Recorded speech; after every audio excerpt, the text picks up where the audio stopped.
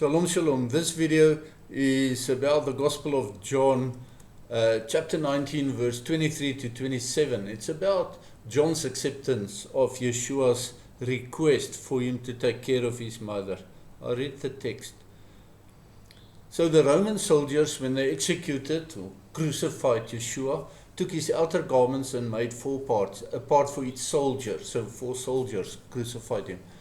They took his tunic also, and this was really his undergarment rather than a tunic, but it was seamless. The undergarment was seamless, woven from top to bottom in one piece. So they said to one another, "Let's not tear it, but cast lots for it to see whose it will be."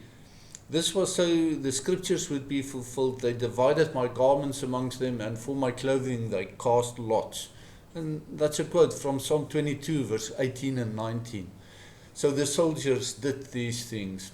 Standing near the execution stake of Yeshua were his mother's sister, Miriam, the wife of Cleopas, and Miriam of Magdala. Yeshua saw his mother and the disciple whom he loved standing nearby. He told his mother, "Woman, behold your son." Then he told the disciple, "Behold your mother." And from that very hour the disciple took her into his home.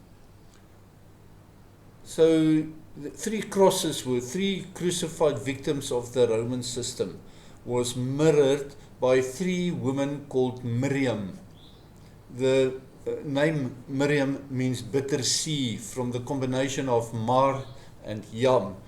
They were standing in pools of tears, I guess hence the yam, the sea, and the mar, the bitterness as well. They were bitter with grief, but in bitter medicine is normally good for you, as it brings healing and restoration. I yam the sea as deep waters, teeming with life, in spite of the storms that sweeps over it, and in spite of its bitterness. Yam carries the meaning to roar like a stormy sea. For these 3 grief-stricken Miriams, it felt as if they were drowning in the bitterness of the moment. But from that moment came salvation, restoration and healing for all mankind who believes in Yeshua and who walks in his way, derech Yeshua.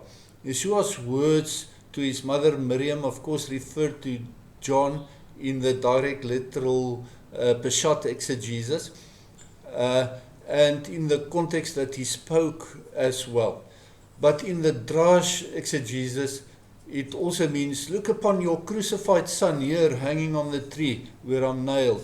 She did, and she answered both cases. Look at John as her new son, "Look on your crucified son." Me, Yeshua said, crucified before you. A very strange thing happened here. Yeshua had 4 brothers who followed him and at least 2 sisters, all capable and responsible to take care of their mother. But he commanded John to take care of his mother Miriam, and John took her into his house from then on. It is assumed that Yeshua's adopted father Joseph already passed away when these events unfolded. But why Yeshua's brothers, who were Jacob, Joseph, Simon and Judah, did not take care of Miriam is a mystery. Commentators offer only unsatisfactory speculation, which you probably heard before. It doesn't hold water, and which I do not care to repeat here, simply because it doesn't hold water. So I want to add my piddle to the pot. John's name in English is transliterated from the Hebrew name Yochanan, which means God's grace, from Yah and Hanan.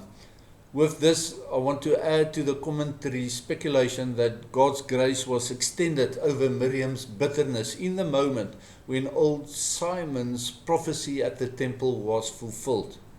You remember that when Yeshua was dedicated as a firstborn baby, first from the womb, Simeon met them at the temple and said that a sword will go through Miriam's soul. This was fulfilled at the cross. So I want to invite you, if you have insight that will be satisfactory to explain why Yeshua asked John to take care of Mother Miriam, that is not a mere regurgitation of the Bible commentators' speculations, or if you can elaborate on my speculation, then I will love to hear it. So please comment that below. And with that, I wish you shalom, shalom.